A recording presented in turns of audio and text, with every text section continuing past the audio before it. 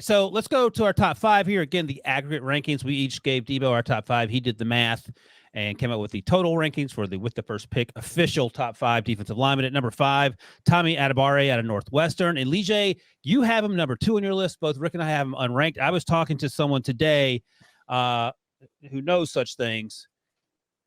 He may not be a top 100 pick, I heard. So you sell me on Tommy Adebawore. What? He tested through the roof, by the way. Through the roof. And dominated the Senior Bowl. And he did dominate. So let me you can talk and I'll get his measurables here. 6'1" and 5/8, 284, 34-inch arms, oh my God, this guy ran a 4.49, 82-inch wingspan. All right, go ahead. I mean, one of the most versatile defensive linemen in football. We talked about this earlier, Rick. We watched this Nebraska game. They lined him up all over the field. The Ohio State game was probably his best game versus the best competition, right? You saw him more inside at three technique. Play that comes to mind, 3rd and 1, right? You saw the knockback, right? That's the type of athlete he is, the explosion. Plays with good leverage, obviously, because he's a shorter guy. He knocks their guard 74 back into the backfield, gets a tackle for loss, and gets Northwestern off the field. I mean, he gave, Whippler some issues one-on-one in pass rush. I think he could be an attacking three technique at the next level.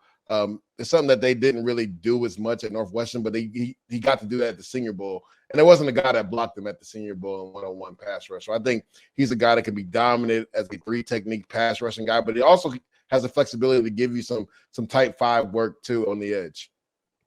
So Rick, what do you do with someone who's 6'1" and 5/8 and 284? Yeah, that's what you're going to do in the draft. You're going to be talking to your defensive line coach, and they don't like short guys. You're not going to draft them. And some of the defensive line coaches I've been with, they want guys that have length, and they think some of these guys are too small, regardless of how good they are. But you just got to have the coaches on board when you take a guy, if you're going to draft a guy like this, and make sure they understand that he's not going to get any taller, although his arm is incredibly long for a 6'1" guy. So it makes him taller. I think the biggest thing in Leger, you talked about it, he plays hard, love his motor. He didn't have as much production at the collegiate level. He did pop down at the Senior Bowl when you're watching him down there. But do you think he'll be more productive as an NFL player, countering what you said earlier, than he was in college and not as much production? Yeah, I think so, because I think a lot of guys, and you can tell me if I'm right, Rick. You said what? You said you got a forked tongue. You said speaking out of both sides of your mouth. No, I think he's going to be a better pro than he was college guy, because, I mean, he was like, if you look at what he did at the Senior Bowl, I think that's where guys project him playing at the next level. And again, if you look at the Ohio State tape, when he actually played three technique, he played really well at three technique. So that's the thing. At Northwestern, he was the best guy on defensive line, so they just moved him up and down the line of scrimmage. But I think projecting it in the NFL, I think it could be attacking three techniques, especially in a system like Seattle or San Fran or even the Jets, right? Those type of attacking systems, I think he'll fit in well. Hargrave? Oh. Comparison, you're saying? Yeah. Oh, no. That's rich. Yeah, Hargrave is a different beast. I mean, size-wise alone, I couldn't compare them to. Now, pass rushing-wise, yes, I see that. I can see where you're going with that. I just think that's who your comparison is with him? Well, I'm just talking about pass rush. But Hargrave, I remember when he came out of South Carolina State. Also in the run game. It took him a while now. It did. So all of a sudden, he wasn't that when he was first 2 or 3 years in the league. He was more of a little bit of a run-stopping nose type tackle. Yeah, correct. And then he learned how to rush a passer. All right, number 4 on the list. This guy is 4th on Lige's list, 3rd on Rick's list. I have him unranked. I just checked. I have him going late 3rd round. That could certainly change. He had a good Senior Bowl. Keanu Benton. Rick, we haven't talked much about him. Tell me why he's now 3rd on your list. Well, I think everything that he does is correctable with coaching. I think. By the way, quickly, sorry to interrupt you. Defensive lineman out of Wisconsin. I'm terrible at telling listeners where he's from. Wisconsin defensive lineman, 6'3.5", 312. Go ahead, Rick. Yeah, but when he plays with his pad level down and squared in line of scrimmage, he doesn't get moved off the line of scrimmage. When he gets moved off the line of scrimmage, a lot of times is when he may be working laterally down the line and he turns his shoulders and he has no power base then. And then when you watch him as a pass rusher, again, it's all technical with this guy, because I think he's a very good athlete for his size. And down at the Senior Bowl, you start seeing him learn how to work the edges of offensive linemen. You just don't rush down the middle of these guys all the time. Once these guys figure out how they can work the edges and bend the edges, and he has the athletic skill set, because I don't think he's stiff through his lower, that he's going to be a better pass rusher than people give him credit for. So I'm looking at my notes here, and it looked basically similar to what you said. Sometimes he played too upright. I don't know if that's the right way to think about it, but he got taken for a ride sometimes, even though he's built the way he's built. Lijay, 6'4", 6'3.5", as I mentioned, 312, nearly 34-inch arms. So when Rick says that's technique, how do you fix that? Given the size, I mean, you're 312. You should be getting pushed Stay around. square. That's not that hard. Stay square and pad level was his biggest thing, right? And Rick, everything you said was 100% on mark, right? At the Senior Bowl, you talked about it, right? We talked about Tommy Adebawore. Benton didn't get blocked down there either, right? And when I look at pass rush, Rick, the one thing I always look is, does a guy's feet stop on rushing? Right. When you turn on the tape of Benton, his feet never stop. He's always going forward.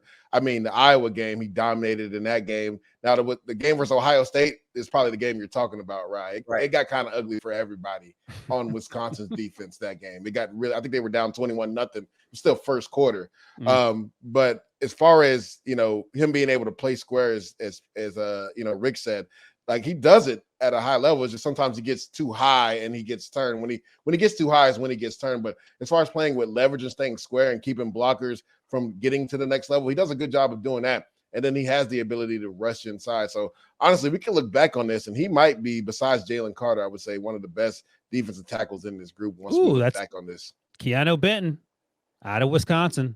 Make a note. That's what Lijay just said. All right, let's go to tied for second, as Debo has him in the rankings. Lijay and me have this young man third, Rick, and you have this young man fourth, Rick. Just off of respect to you two. Oh, thank you. Was that what it was, Rick? Yeah, just trying to respect the process. Respect the process. And this young man, of course, is Calijah Kancey, defensive lineman out of Pitt. And excuse me, Lijay, I'm going to start with you because Rick and I have talked about it. Here's the thing. He's almost 6'1", 281. Okay, fine. 4'6'7". That gets your attention. 30 and 5/8 inch arms. His arms are 2 inches shorter than Peter Skoronski's arms, who we say has extremely short arms. So this is historically short. This is Bryce Young short for arms. How is he going to be able to bring my man Bryce into this conversation? Bryce catching strays. So how are you going to transition from dominating ACC interior offensive linemen to going up against interior NFL offensive linemen who have 34+ inch arms at times? Well, this is my question. We were just talking about Tommy Adebawore and his height, right? Calijah Kancey, you had him as number 2, right? Right on your list. He is number 3. Me and you have him 3. Number 3. And you didn't even have Adebawore on your list, but Adebawore has what, 35-inch arms? Yeah. Yeah, 34 plus. So, I mean, with Calijah Kancey, everything is explosion, right? Explosion. You can see it on tape, but, people throw out the comparison to Aaron Donald. I can see why he's not Aaron Donald, right? As far as being able to hold up against the double team. Now, because he's so explosive, and you'll see this on tape, Rick, a lot of times on double teams, they're rigid. That on the point of attack, he holds up well, but then he gets taken over because of the lack of size. Now, sometimes I thought he was had the middle zone in cover 3. Yeah, oh man, that's the thing. Now off the snap, though, he's gonna rock you off the snap, but then his size becomes an issue, right? And I also saw at the Louisville game, right? He was a 3 technique. He didn't get reached. He actually had the B gap because his arms were so small. He couldn't disengage and get off the block, and they end up getting a 40+ yard run on that play in his gap. So those are the things that concern you. But he's definitely the best pass rushing 3 technique in this draft class. I mean, you see the cross chops, you see the arm lifts and everything else. You see him being able to transition really quick and play action pass, which is rare for a guy coming out of college. So as far as all the tools, he has all the tools, Rick. But what you talked about, his size is a concern at the next level. So let me ask you, Lijay, are you taking him in the first round? I'd feel comfortable taking him at the back, like the last 2 picks of the first round and then early second. Rick, if you're the Eagles or the Chiefs, are you taking him in the first round? Rick ain't taking him. Would you take him middle second? He comes in second to third round for me. Okay. And that's all because if he has 32 and 5/8 inch arms, same as Peter Skoronski. My biggest issue is I don't think this guy's going to be able to line up and hang in there for 4 quarters versus combo blocks, double teams, things like that. He's going to get knocked off the ball. Now, if you want to say I'm going to roll him in and be a nickel pass rusher and rotate him in there, then I think, yeah, he's going to have a pretty good career, because I do think he's an explosive inline pass rusher. I just had an issue on a couple of the games that I saw when he has to anchor and hold at the point versus the double teams and combo blocks. It looks like sometimes he's got, curl on cover 3 10 yards down the field. But people don't understand that. As Rick is saying, he's dropping in coverage on a curl route. He's got curl responsibility on defense. He's playing 10 yards off between the hash and the sideline. Correct. Or he's getting knocked back that far. Might as well cover something. Oh my goodness. That's sorry, Rick. Send your complaints to. You're not going to the pit pro day next year. No, sir. They don't have a quarterback, so we're okay there. All right, let's move it on. Number 2, also tied for second with Calijah Kancey. Calijah gave this guy a goose egg, Rick. He didn't even put him on his list, and you and I have him number 2. And Rick and I have talked Brian Bresee to death, interior defensive lineman out of Clemson. And Calijah, you and I talked about him as well. The personal tragedy with his younger sister passing away because of an illness. He had the crazy sicknesses where he was getting lung infections, and then the year before he had the ACL. So you have to put all that aside when you do the evaluation, because the tape in 2022 is not fun to watch if you're trying to find some nuggets. So explain to me why you have him where you have him, and are you able to project beyond all the stuff that he's had to deal with? Well, that's the thing, right? You talked about the 2022 tape. You kind of had to put that to the side. But it's I mean, as an evaluator, I would say, and maybe Rick can speak to this more than me, that's got to be tough, right? Because you are what your tape says. Now, again, you're dealing with some personal tragedy. He dealt with some injuries as well, too. But when I watch him on tape, man, he just doesn't play to his size. Like, point of attack, he's not as strong. I think he's more of a movement. Yeah, he's way too high. Pad level is bad. I think he's more of a movement guy, Rick. I think when he's able to slant, and we talked about this earlier with Myles Murphy and Clemson D-line period, like a lot of those guys, I think Christian Wilkins is a perfect example, right? If he had to go to a point of attack team, I don't know if he would be as productive as he's been with the Miami Dolphins, right? He went to the perfect scheme for him because they slant and move him a lot, right? And he's disruptive doing that. But as far as just holding the point of attack, Brian Bresee doesn't do that well. So I don't feel comfortable taking a guy in the first round. And then what's his pass rush plan? Again, you can coach some things, but I would like to see some natural pass rush ability. And I just haven't seen it enough on tape to feel comfortable to take this guy that high in the draft. So that's why I left him off of my top 5.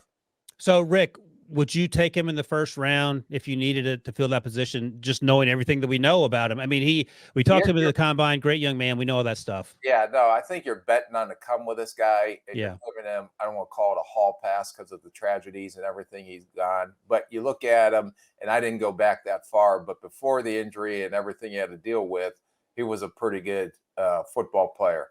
And I think when you're doing this, you're projecting him that, hey, all this is past him now. You're talking a lot about this in the meetings and with him and all the sources that you have. But he's a big kid that is athletic. And I always go back and look at, okay, I can't teach his size. I can't teach his athleticism. I can teach him to play with a lower pad level. I can teach him better technique, run and pass. Because I don't think he is an ankle stiff guy or a lower body stiff guy either when he plays with his pads down. But a lot of these guys, first thing they look at, and Calijah, you can talk about this, is a lot of these guys, they want to pop up out of their stance. And the first thing they're looking at is trying to look in the backfield. And when you do that, that's when you get your rear end knocked off the ball. Because you got guys, you're not playing your technique, you're not playing your scheme sound or whatever you're supposed to do. Do what you're required to do instead of trying to peek up in the backfield all the time. You can get that corrected. I think that this guy, if he's sitting there and let's say Philly's picking at the bottom of the first, to me, it's a no-brainer because they don't have defensive tackle depth. And I think this guy has a chance to develop into a pretty good player. And he's young still. So I think he's got a lot of upside to him. All right, Rick, let me ask you this, because our number one guy is Jalen Carter across the board. No one disputes that. And let's say, again, knowing everything we know about these players, off field, on field, so on and so forth, are you taking, if you're the Eagles, Jalen Carter at 10 if he's there? Or are you going to do something else to get Brian Bresee at 30 because he's less of a potential problem? I'm taking a guy that I think could be like the best player in at the three technique. Not even a question. Yeah. So you're not worried at all about comfortable with everything and all the Right. research I did and Yeah. all the stuff that we'll never know outside Right. of that organization, but inside all the work and technique. If I feel comfortable understanding the red flags that are out there now, if I get those red flags and pull them down, then you're taking a potential perennial Pro Bowler and maybe one of the most dominant three techniques that will be in the league for a long time. So No let way me I'm ask. not passing on this guy if I feel comfortable with everything else. Yeah, that's the big if. So Leger, let me ask you two questions. Number one, I'm guessing you think, but you can answer for yourself. He was the best defender to come out of Georgia the last couple of years with all those first round picks. And number two, if you're the veteran in the locker room and he's cutting up, what are you saying to him if he's in your meeting room? Yeah, to me, Jalen Carter's the number one prospect in his draft class, talent-wise. I don't even think it's up for debate. To answer your question, right, I think that matters too, what locker room he goes to. And Pete, Rick can speak to that too, right? Honestly, don't think he makes it past pick 5. If you look at what Pete Carroll has done with some guys that have had quote unquote trouble pass. Celebrate their uniqueness. That's their thing. Yeah. I think he's a perfect fit at number 5. I don't think he gets past the Seattle Seahawks. A lot of people will say Will Anderson and Tyree Wilson. Let's not forget, right? And Chenna Nwosu was a big pickup for them in free agency. Played really well, had 9.5 sacks. They took Boye Mafe in the second round. And Darrell Taylor, if I'm them, I'm trying to extend that kid right now, right before he hits free agency. So you got 3 outside edge guys already if you're Seattle. I think if you add a guy like Jalen Carter to Draymond Jones, you're looking at something special on defense for Seattle.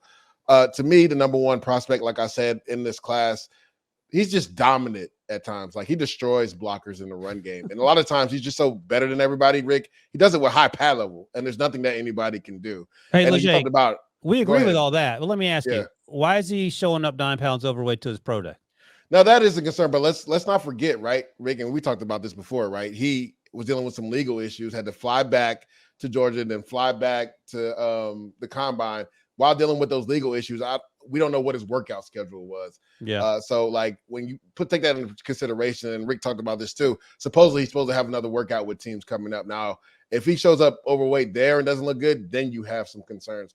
But I think when you're that young and you're dealing with that many things, when you have to travel back and forth, dealing with legal issues, not being able to work out like you need to, I think he's going to be overweight a little bit. Now, he still didn't look fat in the videos that I saw, right? He still looked well put together. And Rick can also tell you this.